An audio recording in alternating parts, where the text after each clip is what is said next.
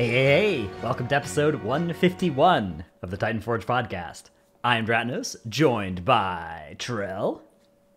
Yo. And Tettles. Yo, what up?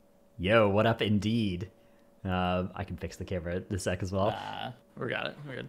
Right, this week we have a little shorter episode. We've got a little bit of pre-patch stuff to discuss. We've got the new Thundering Affix V2 that we tested last weekend on beta to talk about as well. So, Dude. Thundering, oh my god. yeah. And then we've got a couple Q&A questions to get to, and then we'll get out of your hair. So probably a little bit less of a, more around the hour than the hour and a half, if I had to guess, for this one. We'll be back next week, I'm sure, to talk about the shit show that pre-patch has been. Well, yeah, I mean, okay. There's a good chance that a lot of stuff will break, because it usually does on pre-patches. Hopefully it'll do it in entertaining ways. I quite enjoy, especially, okay, there's been some good ones. I don't know, like the history of patches coming out and breaking things. I think some of my favorites have been, do you remember when Trilliax in the Nighthold bugged? Yeah. And the laser that spun around the room was just completely desynced from the graphic? Yes. So my guild was trying to kill Gul'dan that week, and we elected to extend, and every other guild that tried to farm got stuck on Trilliax, and some guilds were able to kill Trilliax, but Elisand was also broken, and we were like, oh, thank God we extended this lockout. Yeah. My favorite was the, something in Nyalotha was patched. Like on patch day, it suddenly triggered a mechanic from the next expansion that hadn't even come out yet. From oh my God, Rathian. Someone Rathian. took damage from Plaguefall. Yeah, Rathian. There was something that replaced Rathian's abilities with just like one of Rathian's abilities with an ability from a completely different dungeon, like because I don't know, the spell ID or something. Yeah, the spell name or something was identical. I don't know. That was pretty weird.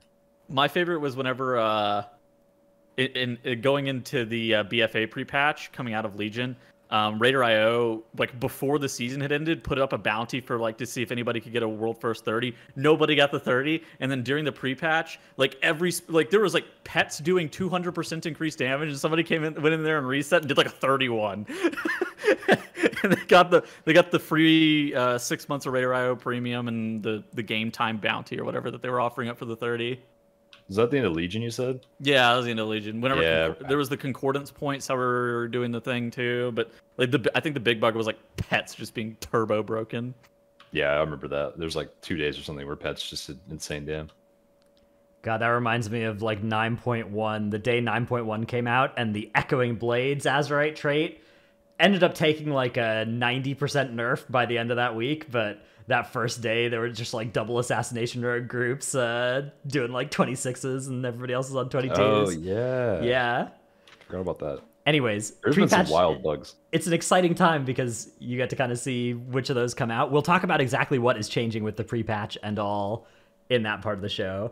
But before that, we have the Thundering Affix to talk about. Wait, I have a question. How's your Rank 1 title push been going?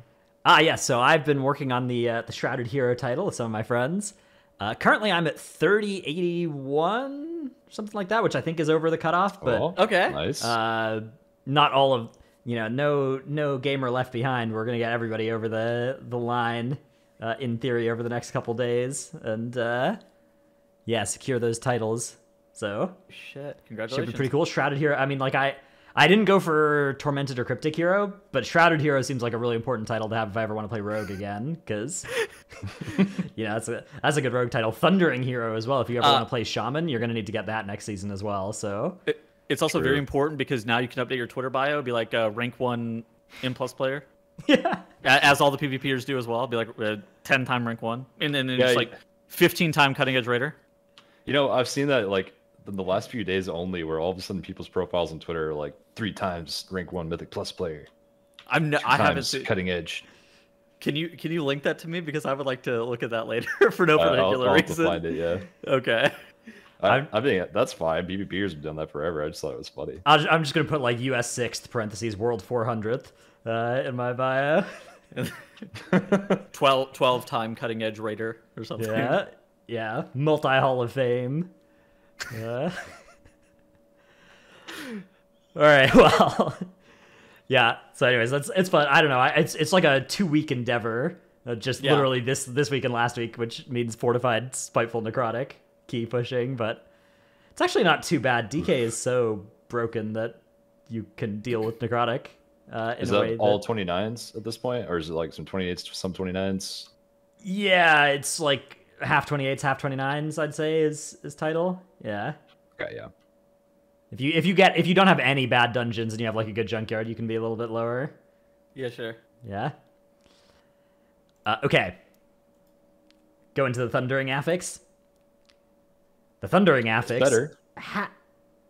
I don't know. I mean, okay, maybe it is better, but It's better. It is bad. It's a little bit better. It had to be better. I don't know if it works. I mean, like time has passed towards the expansion getting closer, and so it is scarier IMO. Because like it was so clear that first one was not going to make it to live, but this one I'm a little bit worried will make it to live. So the Thundering Affix was reworked from the Stunfest into Razageth flies over you, swirlies appear that will stun you and damage you, stun you for a second and damage you if you get hit by them. That part's fine. That part's I think a pretty reasonable little dodge that happens. Then 4 of your 5 players get marked with debuffs. The healer or tank gets chosen. Usually the healer, sometimes the tank, and then the 3 DPS always get chosen. And you get either the one like the lightning mark or the wind mark. You get a 15% damage buff, and then once you touch the person with the other mark, you clear. But if you are still affected when the debuff times out 15 seconds later, if you don't clear, you get stunned for 8 seconds, and you take pretty lethal damage in any real key level. Yeah, you take also, like magic damage every second. Yeah, it's rough. Okay, continue. I'm sorry. Go ahead. No, take your. I was about to ask you like a question. Then it's like, okay, so what of those things do you have the biggest issue with? I have a few issues with it. Is it the connecting with the player part? Is it the amount of power that's attached to it? Is it how it feels to play? Is it some of the weird interactions that are hopefully going to get fixed? Like, what exactly is your main grievance with the affix? Yeah, I mean, okay, so the lowest hanging fruit is if you release spirit and you're running back, this comes and hits you, and you and somebody, so bad. You are marked with wind. Somebody 40 seconds away from you is marked with lightning. You are both going to die again. Gotta be the worst way that's interacting, by the way. It has to be the worst. Worst way. Okay, but that's like low hanging fruit. That can get fixed, and I think the affix is still just not doing anything good. I don't think it's satisfying to game clearing this until as late as possible for a 15% damage buff.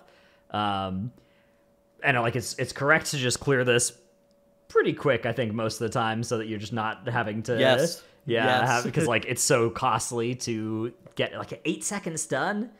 And then like I don't know, it's not doing anything fun. Like okay. I'm here for affixes that are like low impact in a theoretical sense, but it's just like it seems like there's a lot of like debuffs and effects here for something that is not going to be all that much like gameplay, if that makes sense. What if, and hear me out, instead of it was damage, it was like if you got Mark of the Wind, you got a haste buff, and if you got Mark of the Lightning, you got a damage proc, and you could see like yourself shooting lightning. Would it feel better if you could actually see it as opposed to it being 15% damage? I mean, a little better, sure. I still think that, like, I think that the idea of players clearing or having to, like, discharge the storm in some way, not get killed by it, some way of, like, storm riding and taking on some danger for some damage for a while is cool. But I don't think that this, like, oh, you have a 15-second debuff, better clear it at 14 seconds or you're gonna die, is like I just don't think it's that satisfying of a thing to do. I don't know. Trell, what were your initial thoughts? Here's my take on it. I actually think it's pretty close to being a really good affix now.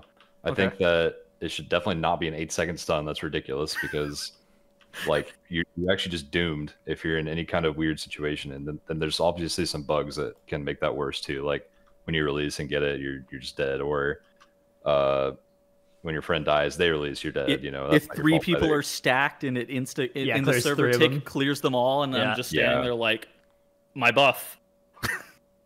Yeah. So despite those bugs, I think it's a really good affix. The stun should maybe be like 2 seconds long. I think that they could add a component where you're still motivated to min-max the 15 seconds that you get at first. Okay. Until the last second, and then you soak, and then you have like a set 5-second buff after where you get like maybe double the effect, like 30% damage for 5 seconds. So that way, if you really want to like min-max it, you can get like 20 seconds out of the whole thing, or close to 20 seconds. And then if you don't want to risk it, you can get slightly less. But I think that it just needs like a little bit more love, and it would be really fun. I think I am kind of with Trell here. I think it's actually close, and even if it went live today, it's just not super impactful, I think, is the biggest thing with it, which kind of catches people off guard. But I don't think that that's necessarily a bad thing. I think that it's not the most fun. I think that the biggest thing is it's not the most fun affix. It's just kind of there, which I don't hate that it's plain, especially with some of the stuff that they were saying, because we were kind of talking about this and we commended them on it last week with the stuff that they were saying in the blue post, where they wanted a more plain affix that they could kind of convert into like a normal affix, and it doesn't have to be like the seasonal thing. And I think that this kind of does that. Yeah, I mean, this is less impact aside from the impact it has on releasing Spirit. Yeah, this is less impactful than everything except for like Volcanic. Even Volcanic, it's maybe comparable to, right? Like, I guess you die, you get, but like if you're being good about it and you just clear insta, it's got to be the easiest affix out there. Which again, like in principle, I guess it's a lot better than doing an affix the other missing in the other direction. So like maybe it's better to just maybe we shouldn't be playing with fire and like calling for another rework or anything. But I don't know. I think that even if they were going to rework it, I don't think it's an issue of mechanically how it works. I think it's an issue of how the damage buff in particular feels. And if they did do something like I was saying, where if you get the Mark of the Wind, you get a haste buff, and you get Mark of the Lightning, you get like the shock bots from Junkyard shooting lightning out of your character.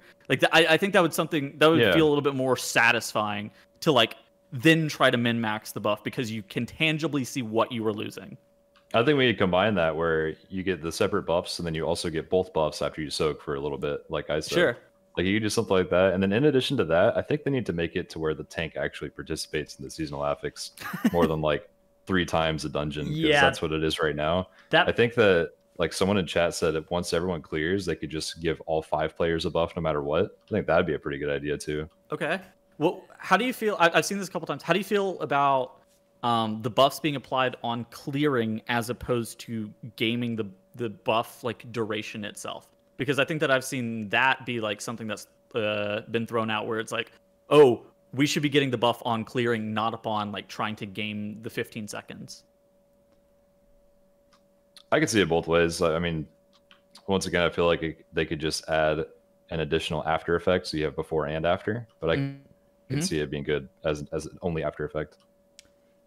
Yeah, like I think there is something to the idea of like you remember like Crucible of Storms, how there were all these effects where it's like it's good but it's also bad, right?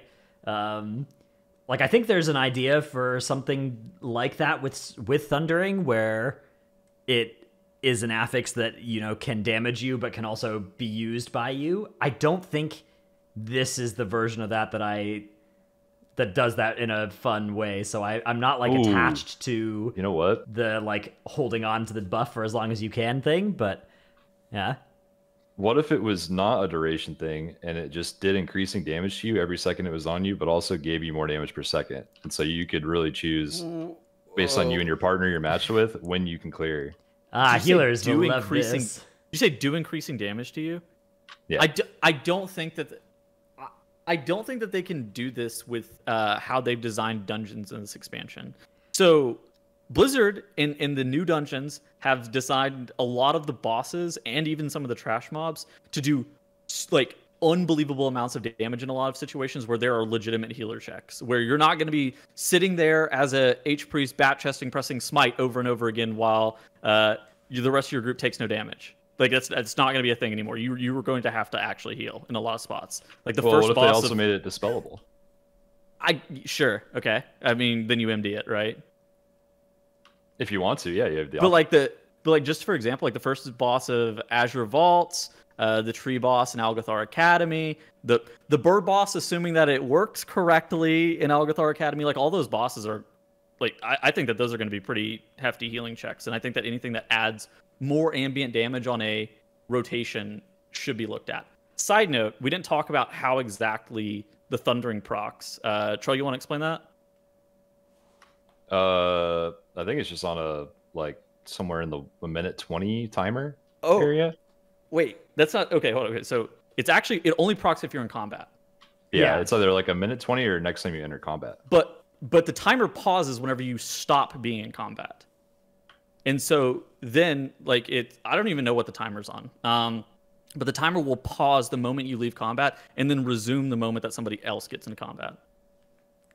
Oh, okay. Yeah, I know at the start of Ruby Life Pools, there's some critters that will get you in combat so you can get it during the like pre-spawn. Oh. Yeah, I was confused because every time I started Ruby, it would happen instantly. Yeah. No matter what. But I don't know. It's something like we're saying. It's something similar for sure. Yeah. Yeah. I don't know. I still like the idea of like a buff that you're trying to hold on to for as long as you can, and then you discharge it before, like, so the more you hold on to it, the more damage it does, but the more scary it is as well. Like, what if it was like you're holding onto this buff and it's increasingly powerful, zap procs or whatever, but swirlies are spawning around you at a more and more increased pace the longer you're holding onto it, right? And it's like, go discharge this before it becomes too lethal, but you can try and hold on to this for extra value for if you want more damage. Maybe the swirlies are only for you and the rest of your group doesn't even have to deal with them, right? It's like your personal storm or something. I don't know. I guess I'm still fine if it just goes live like this. I'll still have fun in the dungeons, but especially as the tank, I think, Trell, you definitely hooked onto something where it's like you basically never interact with this affix, which is maybe fine, because like if you ever get thundering and you get marked on a pack with a frontal, obviously it's like really annoying, but yeah, basically it's just annoying because I'm never really expecting it, and when it happens, I'm like, hey, I got a mark, someone come get me. Yeah. I don't know why it doesn't alternate with the tank and the healer 50-50, like alternating across the whole entire dungeon, so you can, like, if you are the tank, you can kind of predict when, like, loosely when you're going to be getting it. Yeah, it's definitely a weird one. I don't know, like, I feel like with Shrouded there was some element of this as well, where everybody was kind of like, especially looking at the previews, everybody was like, this sounds boring and bad or whatever, but then like, at least to play with, I think Shrouded's been really a fun season and a fun affix for the season. But oh yeah, I like it. I like Shrouded. Yeah, I think Shrouded's like, I actually think it's super good. But this one to me, I don't know. To be fair, I've kind of been on Team Shrouded the whole time as well. It's not like I've been a late member of Team Shrouded, but this one I've yet to be inspired by it. I like it. I think it's close. I think that Trell and I are both team close, but hopefully there's like a couple of things that they could do to make it better. Yeah. I'm team boring affix, which is much better than like an actively bad affix, but it's still not going to be one of the ones that, like, you'll remember this season because the dungeons are fun and the classes are fun and the affix wasn't actively bad, and that's fine, but like, it still would be better to try and have an actively good affix. Sure. Sure, it's reasonable. All right. I bet it's going to be a lot different this next weekend too, honestly. Yeah. We'll see. I hope so. the death run back thing. Oh yeah, that's got to stop. That's so cringe. I forgot I was going to say it. There was one time in Ruby Life Pools where I'm pretty sure I died while taking the dragon 5 times in a row to like, one, the seasonal affix debuff went on me. Second time, I got rolling thundered by the Thunderjaw guy or Thunderhead dragon. That would never happen. And then I got the debuff again. And then we pulled like a storm channeler or something later, and I died again because it has like a 150-yard range. It's insane. Okay, we did test. We tested now. We had Ruby Life Pools and Azure Vault last weekend, or I guess 2 weekends ago. This previous weekend now, we had those two plus Althar Academy. How was that dungeon for you guys? You guys like? I quite liked Althar Academy in terms of how the trash and bosses mostly felt. There's a couple of packs that, like the bees, that just kind of jump and They're one-shot people or overtuned. whatever. They're clearly overtuned. Those things maybe got to chill a little bit, bees. but yeah. Those things are insane, man. How'd you feel about the last boss of Althar? This is an interesting one because it has these, like, if you get hit by some avoidable mechanics, you get these extra stacks, and the stacks increase your damage done, but then when you get 3 stacks, you, like, lose them and you drop a void zone. Yeah. But it's only, like, a 5% damage buff for each of the stacks, so you're at most you game this to get, like, to go from, like, maybe a 2% average damage done buff to a 10%, something like that over the course of the fight, and that's, like... So again, it's like, this is a pretty small number for this, probably not worth the polluting the ground, but... I don't know, it's still kind of an interesting fight. The That bomb boss gets almost one-shotted insane. you? Yeah. That part was rough. It's all about like avoiding everything in the fight for as long as you can, because once one person spawns one of the circles that shoots missiles, it's like over. Like within the next minute, you're gonna have 20 circles on the ground because it's so hard to dodge. It's actually really cool though. I think people will get really good at that boss, and we'll see some very high keys go on for like 4 minutes, and they just somehow live the filled up room. And then I guess another thing to talk about is the M+ testing paradigm in general, which is on for the weekend, off for the week. How do you guys feel about that as a, like, because notably during Shadowlands beta, right, it was like once M+ was turned on, M+ was on for months, whereas this time around it's going to be a few weekends of M+ testing with a few dungeons active, and then off for the next week. So I think that we kind of talked about this a little bit last week. I think the focus testing, like having the reduced dungeon pool or peppering in the dungeons like one at a time, is pretty good. I wouldn't even hate to see Azure Vault and Ruby Life pools go away this next weekend, and we only get Althar and no cut offensive, or maybe even potentially like the Core Stars kind of HOV stuff.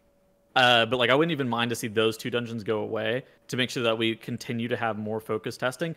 The big complaint I have is that the testing is only available for Friday, Saturday, Sunday. Okay, like half of Friday, half of Monday, and then it's just the weekend. I don't like that part. That part seems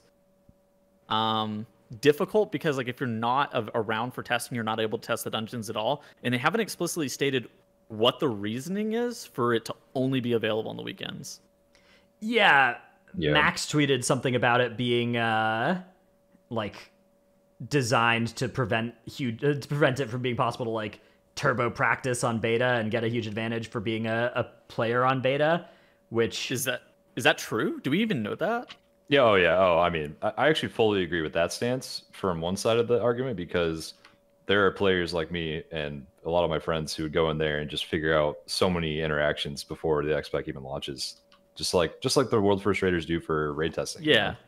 That's why it's like that. But I do agree that we are missing a lot of testing on like class builds and extra time that people could have played during the week, whereas they couldn't play over the weekend for whatever reason, you know, like all that is lost and there's less data. So I don't know. I see both sides of it. That's why you lock up the dungeons, right? That's why it should only be like 1 dungeon at a time or whatever, like 2 dungeons at a time, where you're not able to like really go through and like change everything. Yeah, I do think that they should do like the 2 dungeons per weekend, and that way we could really test all the dungeons fairly equally, like you were saying.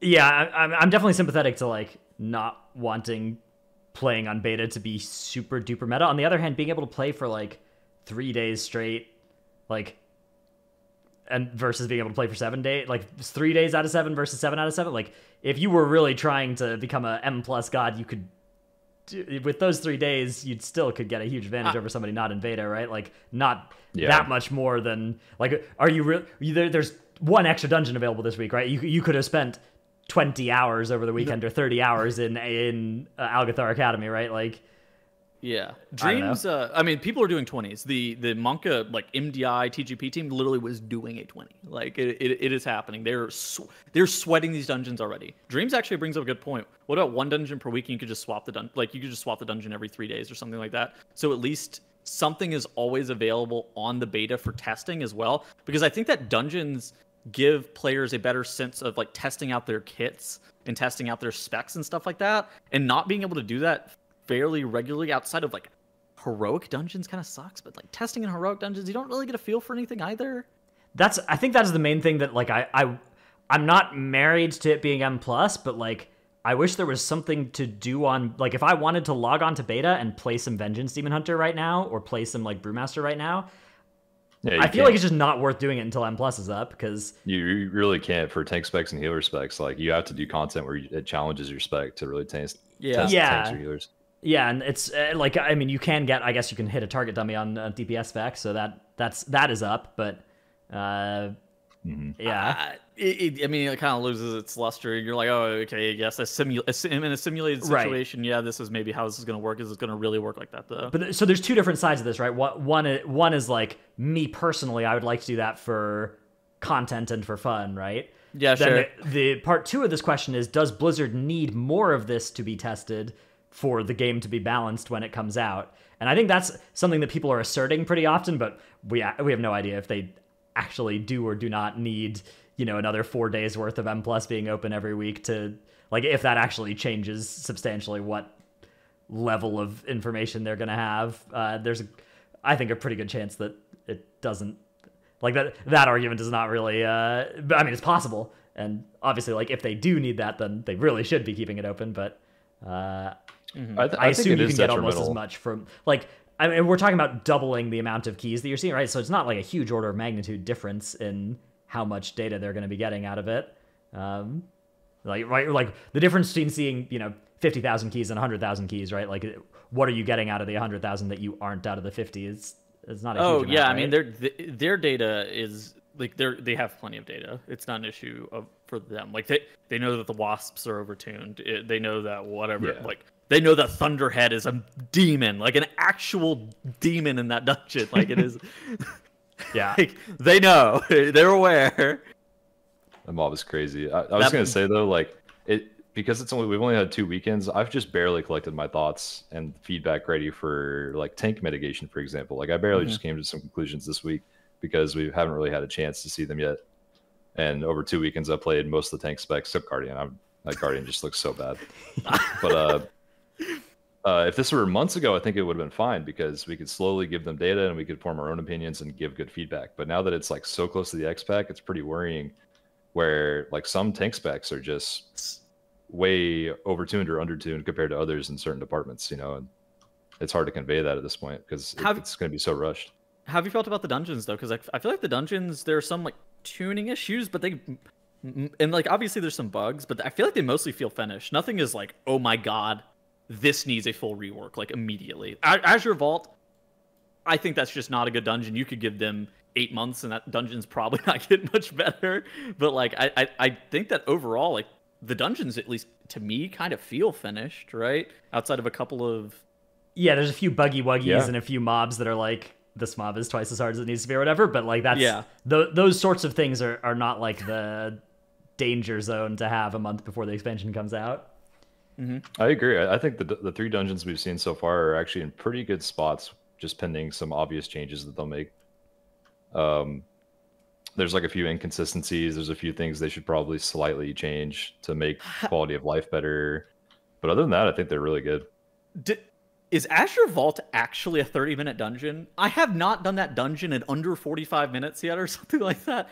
Because you always end up having at least 1 or 2 wipes to the first boss, depending on what's going on. Is that dungeon actually 30 minutes? Compared to Ruby Life Pools, which is also 30 minutes, no. I mean, I think Althar Academy is also 30 minutes, and Azure Vault is like 3 times the running. Yeah, I think Althar is probably closest to what that timer should be. Okay. I think Azure Vault should probably increase the timer a little bit on that one, and then Ruby might decrease the timer. I was shocked that Ruby was 30. I was really surprised that it wasn't like 26 or something. Yeah. Before they added that Primalist trash between the second and third bosses as well, I was like, this is a 15-minute dungeon. 15-minute dungeon, yeah. Yeah. All right. We have a little bit of stuff to talk about pre-patch, but first, it's our tip of the week segment. My tip of the week is that if you are looking to get into Race to World First casting, BDGG is currently searching for open casting auditions here. So you go to their at Big Dumb Gaming on Twitter. It's their pinned tweet. and you can find a Google form and you can cast over their Anduin kill and send it in, and who knows, maybe get a shot at casting some Race to World first. So if that's something that interests you, that's a good way to get into it. A good thing to try. Trell, what is your tip of the week? Mine has to do with the new talent trees, since this is about to be in the game next week. There's a really cool feature that was added to these pretty late in the beta cycle, but it's actually very, very helpful. So I took a couple screenshots of my search that I did in my own talent trees on Windwalker, and you can use the search to just like highlight any talents that include the words that you want to look for. So like in the first one I did Touch of Death, I think, or just I searched death, and it shows every talent that has to do with Touch of Death. And on top of that, there's a second screenshot in there for Jadewind. This one actually will show you some like hidden interactions. Like if you take the Jadewind talent, suddenly some wording changes on another talent. So you can actually see that if you search for Jadewind, if you're talented into it. Okay. So that's probably a thing for other specs, I assume. So like when you're making builds, you can like find maybe some extra info that you didn't know about that way. You can make better builds and include like all the same buffs for any given ability that you're looking for, etc., etc. Yeah, you can just like make sure that you've got all the talents that use the word revenge if you're playing Prot Warrior, or all the ones that use the word blade dance if you're playing Havoc Demon Hunter as well, and it'll highlight like 20 talents or whatever. Yeah. I think additionally to this, on Wowhead, you can actually like export strings and then import them into the game as well. And so if you have people that have like mocked up talents in like a class Discord, or you're talking to a friend and you like made a build on Wowhead, you can just completely import that into the game, at least currently, assuming that the strings don't change. I mean, you can export import even from in game as well. You can literally just hit export or hit share, and it's super sick. I think that like the way that they've changed the talent trees is like really good. One of the things I don't like, though, is the inability to be able to change talents if something is on CD. If anything and your talent tree is on cooldown and you're changing your talents, it's like, no. I'm like, okay. Oh, active abilities? Yeah. I haven't run into that problem yet. It's like if you have like a 2-minute cooldown talented and it's on cooldown, you just have to wait those 2 minutes to change that talent. Oh, okay. I have a 3, and so I run into this one like not infrequently. I'm like, oh my god. Yeah. I understand why that's there, but I do think a little bit of like lenience on that, especially because like most boss fights reset cooldowns anyways, so you can like, and also you can't do it in M+ to do this. So there's I don't know what the abuse case would be for this, and it is annoying. It's just more annoying than I've thought of like anything else. It's like, oh my god, this is a pain in the ass. I want to piggyback a little bit on Trell's tip of the week, though. The options as well. If you ever, like, in the interface options or anything like that, there is a search bar in Dragonflight as well. It is so nice. If you, like, want to change something and you don't know which page it's in, you literally can just type in, like, nameplate, sticky targeting, whatever, auto loot, and it will just find the option for it. It's so good. So, yeah, that's pretty cool. I didn't even know that. Yeah, it's so broken, actually, how quick you can change settings with that. Where can I turn off this personal resource display? Yeah, you just type that in there, personal resource display, bang. Very, very good change, so yeah. All right, Tuddles, what are we looking at in our clip of the week here? And do we want sound for this, or No, we don't need sound for this. I don't say anything. So this is the last boss of Althar Academy. Yeah. Whoa. So some abilities don't. There are a lot of abilities that don't telegraph very well still on the beta, this being one of them. By the way, I don't know if you've had this happen. This boss's frontal, this breath, has to be one of the most difficult mechanics to deal with as it currently stands because of how wide it is. But in addition to that, like, if you're outside maybe 15 yards, even if you have like a massive movement ability, you're probably dying because of how wide this cone is. So you need to like really make sure that you're aggressively trying to move in because of how big it is. I think that they need to change the telegraphing on. There are a couple things. Thunderhead's lightning. I can't tell you if I'm getting hit by that thing or not. It's like at me, and it's like, well, I was there. Breath. Yeah, the breath from the last boss. Yeah. Same with that. I'm like, yeah. How did I die? Yeah, a lot of these breaths seem like they're a little too fast too. Like you need more time. Do you know if that last boss of Althar has like infinite range on the breath too, or can you outrange it? Yeah, I have not been able to outrange it yet. Maybe there's something far enough away where I'm able to outrange it, but it's nothing that I know. I have a strong suspicion that there's going to be a decent amount of ground effects that get projectile speed nerfed, because like most ground effects, I don't have to cancel my cast, otherwise I'm going to die. And so like if I'm halfway through a cast, I can just like let my wrath go off and then move. In Althar Academy in particular, if I don't cancel my cast immediately, I'm dying, and I'm like, really? And so I have a strong suspicion that the projectile speed on some of these abilities are going to get nerfed. Okay, let's move on to discussion of the World of Warcraft Dragonflight pre-patch, which comes out in 5 days. Very exciting news. And let's talk a little bit about what's going to go on. So here is the timeline. On the 25th, the pre-patch begins. On November 15th, Drakthir become playable, and there will be some Twitch drops of some kind.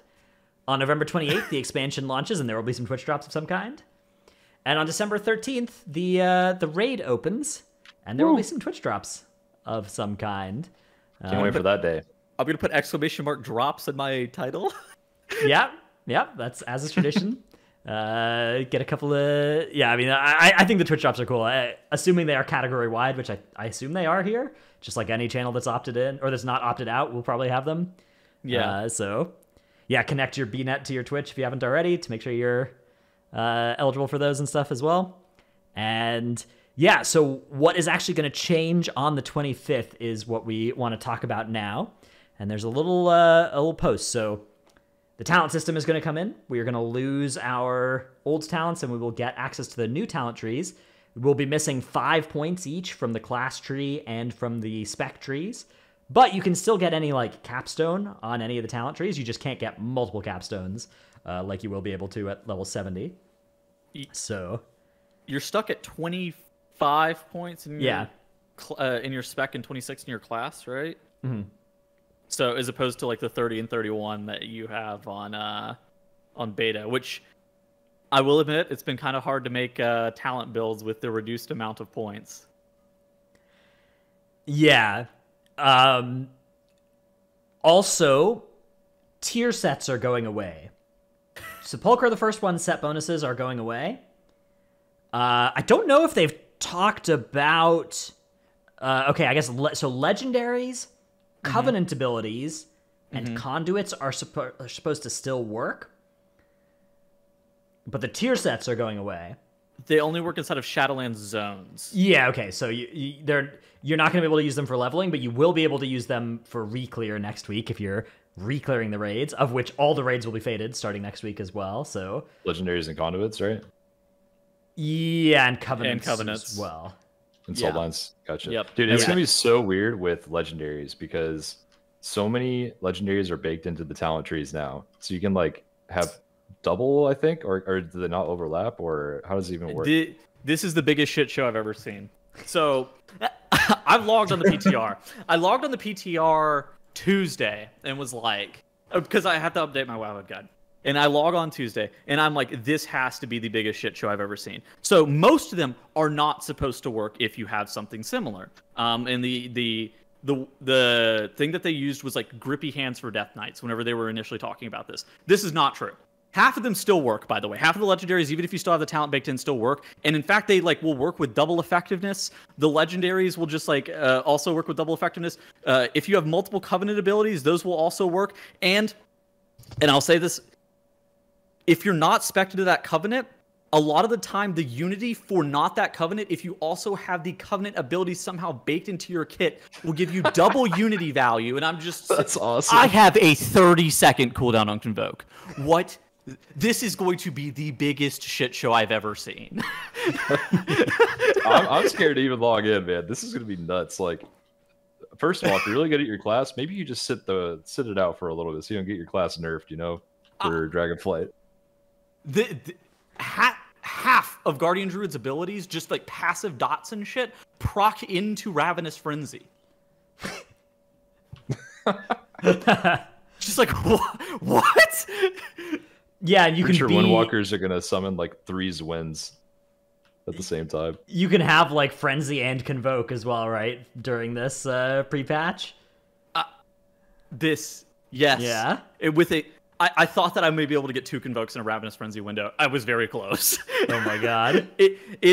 This pre-patch, man. I logged in and I'm like, I have to be the first person who's tested it. I have not heard anybody else talk about this, and I'd log it. I'm like, this is gonna be a shit show. This pre-patch is gonna be something else. You're gonna show up for raid, you're gonna be like, what have they done to these specs? Yeah. Now the raids supposedly are getting a little nerfed to compensate for the set bonuses going away as well. God bless. We just have no idea how the relative difficulty is going to change from this week to next week, but yeah, I suspect it's going to be one of the least balanced pre-patches that we will have seen, based on just how this all is going. So, yeah, I can't wait. You'll also be able to get your UI set up because the UI changes will be coming in. Although some of the UI changes apparently are for the later dates as well. So, but hopefully most of them are in there.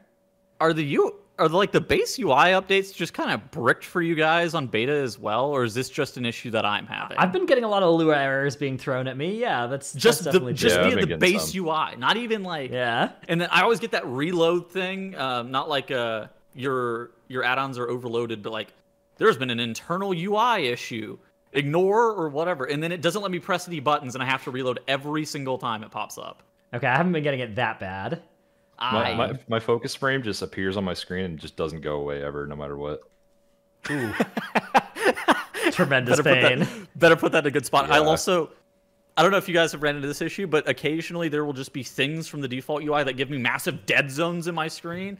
I have the quest log, the whole quest log would give me a massive dead zone on the right side of my screen. I had to move that out of the way so I could click my screen. Okay, That's gonna be a mess. Yeah, so those are the sorts of things where hopefully that's like I hope it's all fixed. I hope it's fixed. I'm sure a lot of those will be fixed before it gets live, and then they'll be putting out fires on that for the first couple of days for whatever's left. Yeah. Okay, and then there's also the press and hold spell casting is coming in. That's something that I'm maybe going to try and experiment with. I've heard a lot of people saying this is going to be like an upgrade. So this is like, if your Wrath is on 3, instead of just pressing 3, 3, 3, you can just press and hold 3, and it will just keep spam casting Wraths for you. Oh, yeah. I've heard there's some issues with latency, specifically for some spells where you will occasionally get, like, for Druids, get locked into auto-shifting over and over again even after you let go of the button. Oh no. Yeah, because it, like, queues it up for you, but it's... that'll be interesting. And then it perma-queues it for you, yeah. Okay. I think if it's bug-free eventually, this is probably a slightly more efficient way of casting, right? Yeah, I'd have to say it probably is. It probably is better in theory. I'm not sure if it will work with my old and smooth brain to change how I play, but I'll maybe give it a try. Yeah, maybe. If you're a spammer, I think it doesn't make any difference. I mean, spam pretty hard, yeah. All of us are spammers, right? At our level, I think most people are, but I think you probably still miss like a millisecond here or there if you're a spammer. Sometimes, if you don't queue up an ability immediately in the window that you have the latency set to. But like holding a button, I think in theory wouldn't miss it if it wasn't. Yeah, in theory, it should be better for your hands, technically, right? Yeah. Although I make sure that I'm diligent about stretching my wrists, as you all should, gamers all should be. But it should be. I hope it's like a better system. It seems like it should be pretty good. Although I'm 6 button presses per input as it currently stands, so who knows? Then okay. But maybe they just know that their player base is getting older, so they're implementing more good habits for your hands into the game, so you can play the game longer and subscribe longer. Unless, of course, you play a Fire Mage, which all of your abilities are off GCD anyways, and so you're forced to play without that. Ergonomic, that's the word I was looking for. Yeah, and then so that's kind of all that's coming on 25th. So not a huge amount of actual like Dragonflighty stuff. Most of that starts on the 15th, which is 2 weeks before the actual launch. That's when you can level your Evoker through the Evoker starting zone. And that is also when you can play Uldaman Legacy of Tyr, I guess. I guess just the new dungeon. You could just do the new dungeon during pre. Has that happened before? Was there? You couldn't do any of the Shadowlands dungeons during the Shadowlands pre-patch, right? Was this? No, I guess you could do like Ubers during WoD pre-patch, maybe, right? Or am I losing it? I don't know. I think this is a different instance of Uldaman than we've tested. Okay. I thought this is supposedly like just the revamped old one. Well, Legacy of Tyr is the one we tested, I'm pretty sure. Yes. The Oh, Legacy it of is? Tyr is the one that we've tested. Yes. Huh. Oh. Yeah, I don't so know then. I don't know. We'll see what that means. Then also there's that's when the pre-patch event starts, which I think the catch-up gear from this is only eye level 252, so it's not especially compelling compared to some previous pre-patch events. But there's still like some cosmetic stuff and feat of strength to get from this if you are so inclined. There's something with the leveling stuff, right? Something with Chromitom. I saw Mr. GM was talking about it on Twitter. I didn't fully follow what the deal with the leveling was. You're like an RPer. Over the next couple of weeks, I haven't been able to follow too much with when all the changes are coming in and when. All I know is like it's a good time to level right now. I think it will continue to be a good time to level all through pre-patch, and I don't know when the best time to level is of all of them because they are changing like XP formulas and XP buffs and Chromie time going up to 60 and stuff at different times during this. And I don't actually, I don't have the info of like which all of the dates are. So yeah. So if you were advising Preach as to the fastest way to level, because of course he uses potions normally. Yeah. What advice would you give him? Yeah, I mean, best bet is probably start of pre-patch is when they're most likely to commit another oopsie and let you drink another 50 potions all at once. So that might be the time to Oh yes. to try and sneak in with something like that. Until you get banned for 30 days again. Yeah. Don't exploit bugs, guys. Don't get banned. Yeah, except in Mythic Plus where it is allowed. And except for true. that Ibis one that one time. Yeah. Yeah, I remember the Ibis one. Yeah. I love bugs. Yeah. Okay, so speaking of things that are going away, there's going away with the pre-patch is the title, Shrouded Hero. This is the last week to get that. If, like myself, that's something you care about. Unfortunately, it is Fortified Necrotic, so if you were going for this title, you already knew it. And if you were not, you're not going to start now. All the PvP stuff is going to lock in as well. But most other stuff is actually lasting through the pre-patch. And that actually includes the M+ Hero or Keystone Master Mount, Restoration Deathwalker, the purple Deathwalker. You can still get that. So if you're like a returning player, this could be something to grab during pre-patch if you want. And getting the dungeon teleports, getting the We Are All Made of Stars achievement on Mythic difficulty. You guys have that one? Nope. I do. Do you know what he's even talking about? It's- I think I he's don't just even know. Is he talking about some RP shit again? It's the Rygalon achievement, but they added heroic and mythic versions of it in 9.2.7 or something. Did he say achievement? Yeah, it's worth no points. It's just a feat of strength, and there's no title, no anything. It's literally just do Rygalon on hard mode on Mythic, and you get. Oh, it's Rygal. Oh, stars. Did he say points? Like, is he talking about like Raider IO score? Like, what kind of points? It's fun though. It's a fun achievement. You have to all stand on one of the hexagons when the fight starts, and then nobody can die during the whole fight. You get 20% increased movement speed, but there's 3 extra mechanics you have to deal with on the fight. So, but don't worry, you can reset the encounter and try again if somebody dies. So, It's pretty cool. it is pretty cool. Obviously, Tettles and I aren't into that, but that is very fun for a lot of people. Yeah, well, bad news is that raid is faded now for the rest of the time. So the opportunity to do it on non-faded week was last week. There are people in from Dratnos' guild typing Bedge in chat, and Dratnos makes his RP and raid Madge as well. I didn't even push for us to do that hard. Other people wanted it. He said. Notice how he said that hard. Okay, look. I did want to do it. I will say, but like I wasn't. There were other people that wanted it too. Anyways, Veil Strider also, obviously, we've talked about that, I guess, a couple times before. I've talked about that a couple times before. If that's the title you care about, you actually have all the way until Dragonflight launches for that too. So, with good RNG, if you started this reset, you could maybe still do it, but you're certainly at the mercy of RNG. And other than that, there's kind of not much happening now for the next month. We're sort of just in getting ready for Dragonflight holding pattern, so yeah. Yep, stay tuned every week for random Moonkin buffs and nerfs, and then like some slight tuning here and there. That's about it. Dude, All right, let's get to some Q&A, but first, we had to thank the supporters over on the Patreon. They are Paul, Squishy Jellyfishy.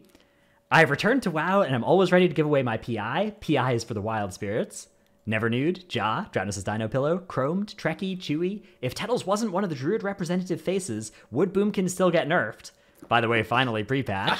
ZivXX, Salty Senny, Necris, Sinmora, Tankdill, Nevuk, Eevee Survival Main, No Trick, I Forgot I Was Subbed Here, Dymat, Lufer, Rework Mistweaver, the Titanforge podcast Podlings, Hope Your Spec is playable and tuned well in Dragonflight, RIP Ret, Nyx, Delete Gaming, Gallic, Brusif, Dratnoshar's Abyss.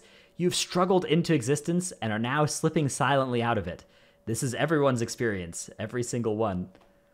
That's a bit of a downer in the middle of Let's our get a brighter name on the next one. Patreon names. Yeah, okay. It's fine. We're a light sprinkling of existential dread to go with our Patreon names. M Sanity, Xena, Rogue is now good enough for Prague, still bad enough to be sat for SLG, bless up. Red Color, youtube.com/workbringer, Alphabet Soup, Druid Friends of Evolved Gaming, #1 Simsky for Trelsky. Lurka wants to remind the world that it's not more fault. Milk. You prepared Sife, a little bit for that Pone. one. That was not bad, right? I think I can stop doing it now. Maybe that's the best I can do. I don't know. Windwalker monks deal with nerfs by rolling with the punches. Due to Sims with 4-piece, Skelly will be back to Elemental from Enhance. PI no longer for sale. I have a Shadow Fiend to juice. The Marsh Hare. Veil Strider Savar. Chordy is the bane of my existence. Congratulations, Savar. Yeah, Chordy was my last one this week too. Double the pre-patch, double the fun.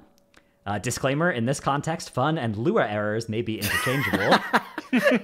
That's a good one. That's a really good name. Big Head Small Brain and Narnar TV is back and ready to press Starfall. Thanks all for the support. We will move into Q&A now. Before we do that, go ahead. Did our trivia show go up yet, or is that coming soon? I think probably not for a bit, because that's going to be on GG WoW. I didn't. I didn't see it in the queue window on the GG WoW page yet, so I'm going to go ahead and assume it's not up yet. Yeah, that'd probably be like a week or two, if I had to guess, before that goes up. Gotcha. That was a pretty fun show. The only thing in the queue window is like a tier list video? We love tier list videos. Oh, I remember what this was. Yeah. I remember seeing this. All right. Anyways, that'll go up eventually, but stay tuned for that one on the GG WoW page. Yeah, we'll try and let you guys know whenever that does go up. With there's us three plus Growl doing Squishy's trivia for Shadowlands. There's some good ones in there. No leak the winner. No leak the winner. Well, we don't know the winner. Couldn't leak anyways. All right. Our first question comes from. It says Pupple in Discord, but I bet this might be Prupple because I think that's the name I recognize. So I'm not sure. But either way, whichever of them it is, maybe there's something called Pupple as well. Typing may not be my strong suit. Given the clear advantage of ranged DPS over melee, would having a ranged tax be worthwhile? As in, ranged DPS are deliberately tuned to have less throughput than melee. Shit. In all content? Well, ranged are definitely harder in raid. Harder, melee way harder in M+.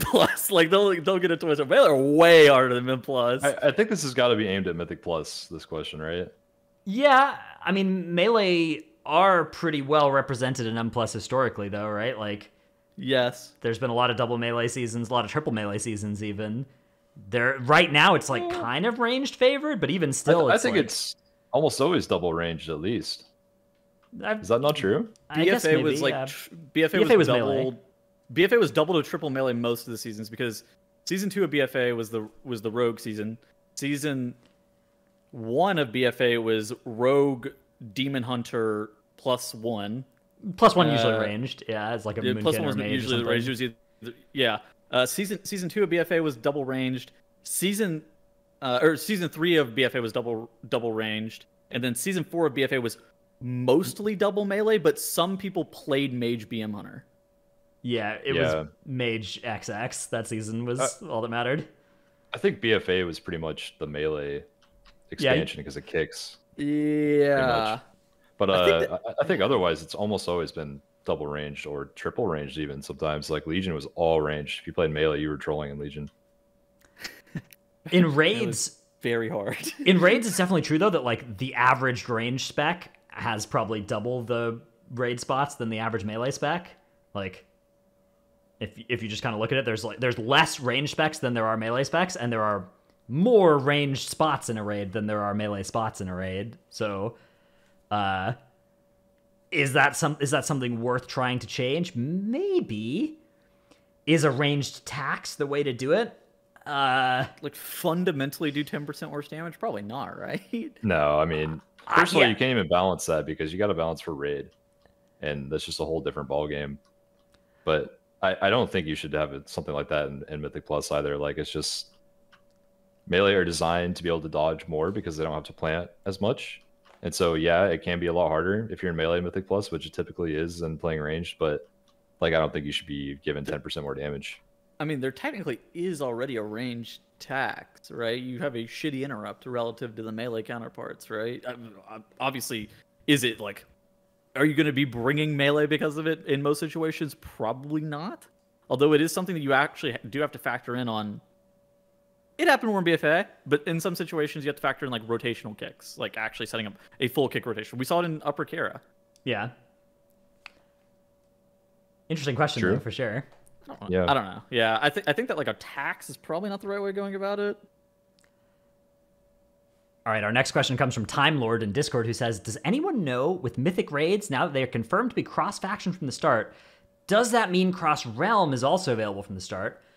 I assumed it was implied, but do we have any confirmation on that? I don't think we do.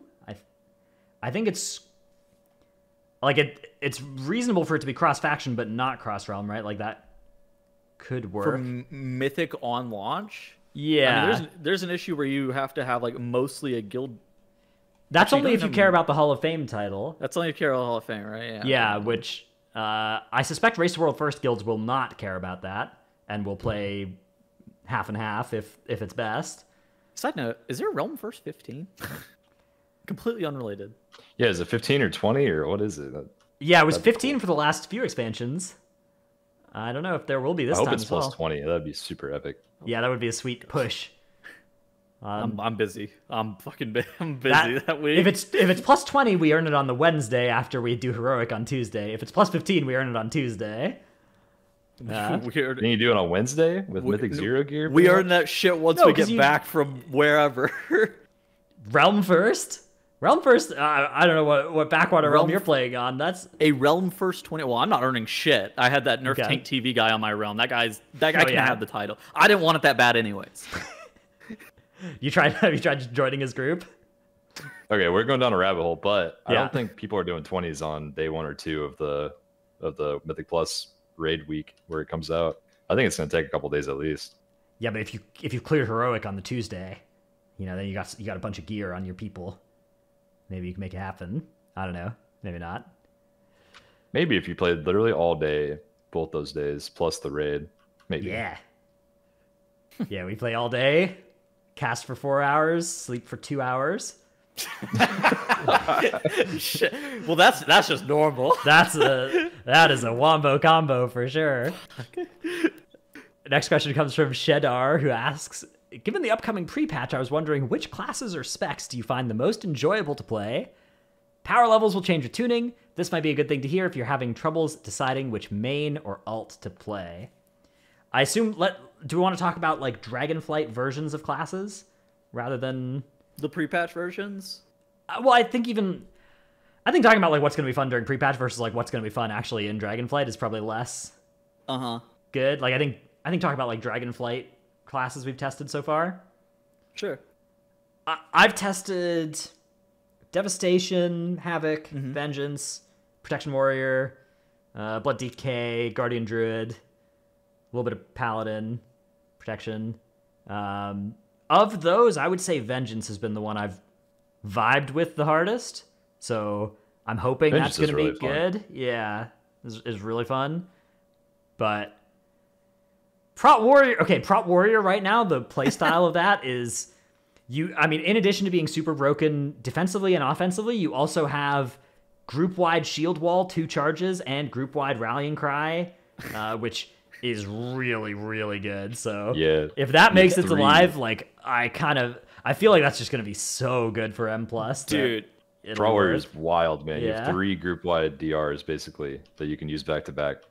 We were talking about it before the show started. Trell was playing on a demon. We were doing keys. Trell was playing on a demon hunter. I'm like, damn, this demon hunter thing pretty good. And then he logs on a Prot Warrior, and then he's just like shouting out shit like AOE silence. And I go, Prot Warrior has that? And he goes AOE shield wall, and I go, what the fuck is that spec? and it had to be the most broken thing I've ever played with. Yeah. Yeah, it's nuts. It's really fun too. I hope they don't nerf it too hard. For me, actually. Okay. Yeah. Sorry, no. What were you No, saying? all you. I was gonna say I've tested BM Hunter, Moonkin, Feral, Resto, Druid, all of those Druid specs. I'm not fucking Guardian. And then I tested Havoc Demon Hunter. That's all I've been tested. I've had fun playing all of those. Even I think they've all been fun. I also tested Devastation Evoker. I haven't tested it since they changed it. I thought it was pretty. I actually thought that it was decent whenever I was testing it. It actually was a little, I would argue, less fun than the other stuff that I've tested, which is weird. Trell, how about you? What have you had fun with? I tested every tank except for Bear. Lol, poor bears. Their talent trees are so awful. And then I tested Windwalker, but I'm focusing on tanks because that's my thing in Mythic Plus. But every tank feels more fun to me than it is currently on live and retail. I think the talent system has really helped tanks a lot with gameplay, especially. There's some tuning issues and like some weird talent issues, like the Demon Hunter tree. You're kind of locked into, if you want some better sigils, you're locked into like forcing a sigil at your target's feet or your own feet, which is kind of weird. I don't like that. I hope they change that. But otherwise, super fun. I love Vengeance. Warrior, obviously, we just talked about that.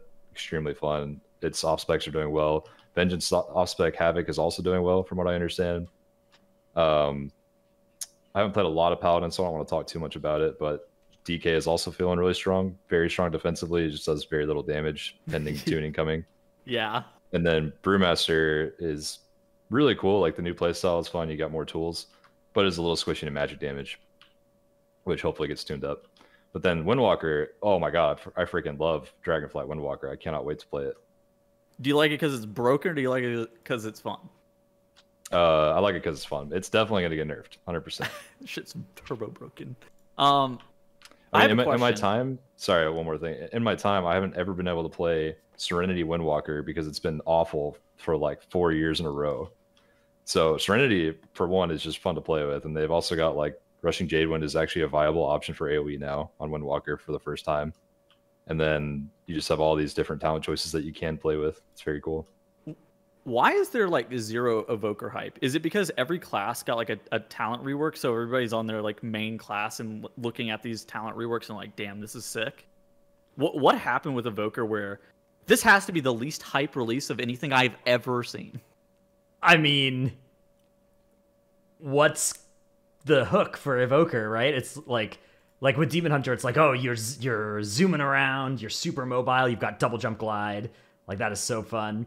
Evoker, I guess, has single jump glide, but it's you know, a lot less hype. Then Monk is like, oh, you're rolling around, you know, you're super mobile, you've got, you know, these different things going on there. Death Knight was like, oh, you've got Death Grip, like this is so cool, right? Like, you can bring the mob to you. At the time, that was like huge. Evoker, it's just like, oh, you have Empower spells, which are just clunky spell, like they're clunky to play with when you play with them. They don't work with your hover button. Your hover button doesn't work with casting, like your hover button is giga clunky. Your range is short. Like, these are downsides to a class, not upsides, and that's the thing about the class. It's weird because I haven't heard people like really complaining about. Okay, so obviously there's some stuff with gameplay that are issues, like the ranged and like the hover channeling spell thing. But like, I normally don't hear these issues brought up whenever people are talking about it, like whenever they're actively playing on it. They're like, oh, this is actually decent fun. It seems like just like nobody's making an evoker. Yeah. Yeah, I mean, we mentioned it last week too, and I think one of the major causes, and it's probably all these things, but one of the big ones is that people are excited to play their own classes that are getting revamped so hugely. You know, that's like the main focus of the expansion is the new talent trees. So we're all excited about our own thing. Yeah, I don't know. I am like I did have a reasonable amount of fun on Devastation, but it wasn't the kind like when I played Havoc for the first time. I was like, oh my god, I could see being a Havoc main. Like this is sweet, and I could definitely see like the type of player that would fall in love with that. But I don't know what kind of person would like Devastation on a kind of core level that isn't already playing like Fire Mage.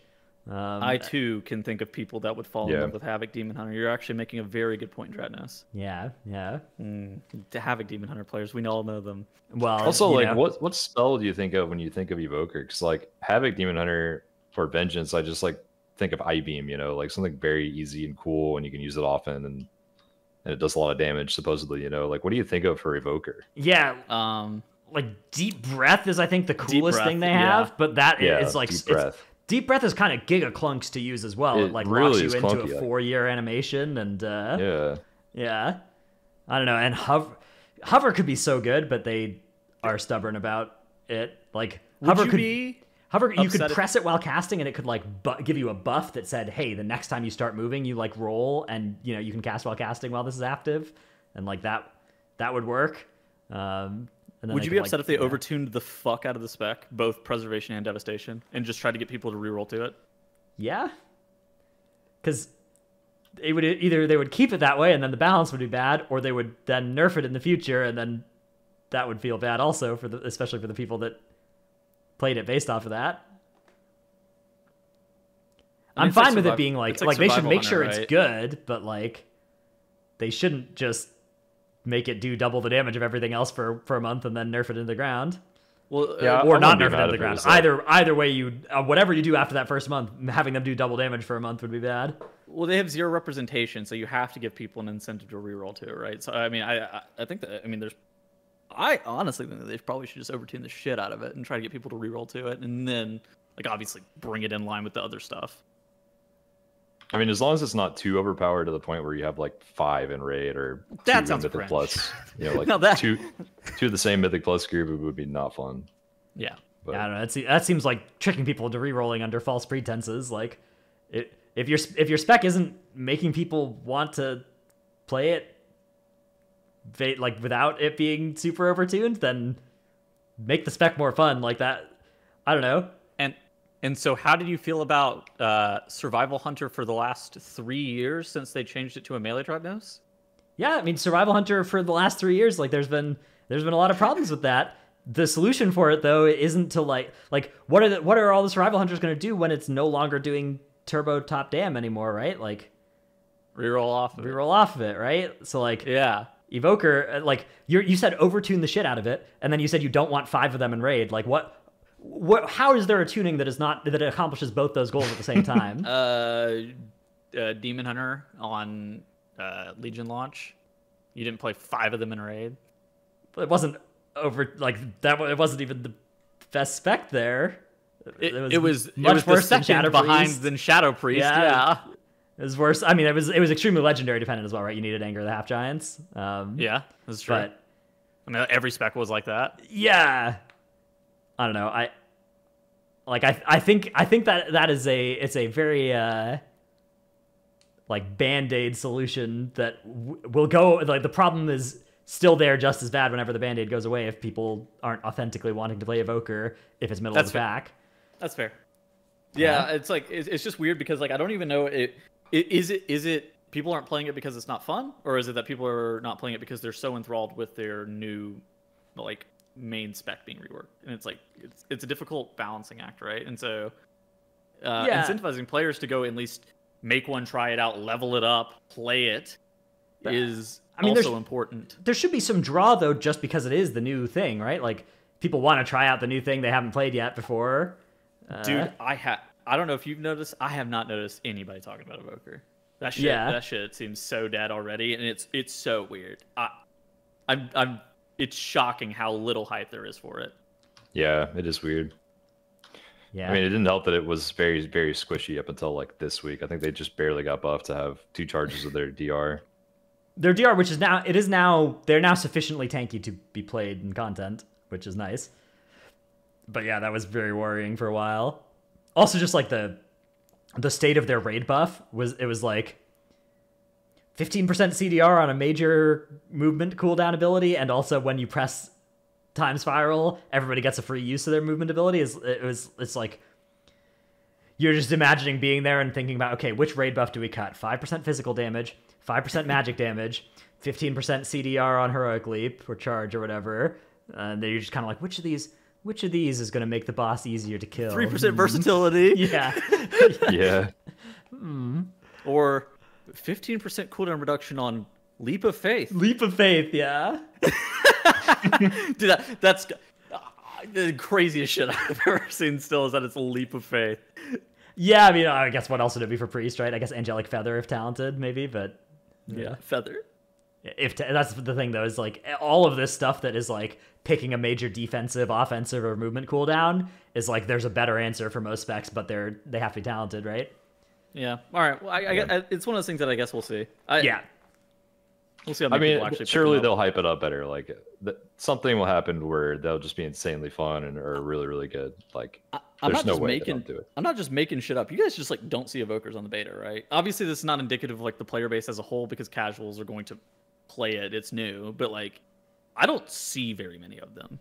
Yeah, I mean my guild is in a spot where we're kind of like, do we need to make somebody play evoker rather than like, do we need to have one of the 5 people who's rerolling evoker not reroll evoker, right? Which is, I guess, kind of more what I would have expected with a new class. But yeah, I feel like I see him a good amount actually. There's usually 1 to 2 in my groups. Okay, that's good. Yeah, well, could just be anecdotal then. I remember at the very start of Alpha, it was like every group was 4 evokers and a tank, right? But yeah, that died out pretty quick. Which I mean, it's good. It is good that people are hyped about their own classes. Like that is I think that framing of it is definitely a good thing too. So could be mostly that, I guess. Anyways, I think that's about it for us for this week. So we'll be back next week to we'll review how the pre-patch launch went. Maybe go over some of the most fun interactions that we found and back up your UIs. Back up your UIs. Back up your UI. Back them up. Back up your UI. Actually, yeah. Is it even honestly like with the whole base UI changing? Maybe it's time to just throw it on out the window and build yourself a new one whenever the pre-patch comes out if you've got a couple of days. Well, keep them anyways, just in case. Keep them just in case, though. Yeah, go ahead and put that folder somewhere you won't forget. Yeah, screenshot your key bindings. That's also a great idea. Just saw that in chat. I always do that. Yeah. Anyways, that's it for us this week. GN. GN. Goodbye.